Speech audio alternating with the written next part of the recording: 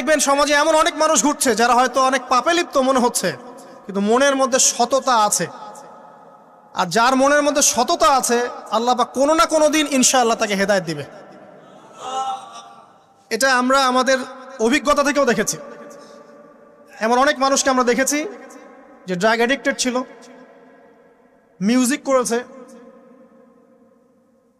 হারাম সম্পর্কের মধ্যে ছিল, নামাজ ঠিক মতো পড়ে নাই, কিন্তু যখনই আল্লাহর কথা আলোচনা হতো দেখতাম সে খুবই শান্তভাবে মন থেকে কথা শুনছে। এই কথা শুনতে শুনতে শুনতে একদিন মাশাআল্লাহ এখন দেখবেন যে চিল্লা দিয়ে বেড়াচ্ছে বিভিন্ন মসজিদে। আল্লাহ হেদায়েত দিয়েছে, সব ছেড়ে দিয়েছে। এরকম মানুষের অভাব নাই কিন্তু সমাজে। তো এখানে আল্লাহ পাকের রহমত বা দয়ার একটা উজ্জ্বল দৃষ্টান্ত দেখতে পারবেন। ঠিক এরকম আরো একটা ঘটনা আছে বনু ইসরাইলের। এক ব্যক্তি এত পাপ করেছে যে শেষে মৃত্যুর সময় সে সন্তানদেরকে ডাকছে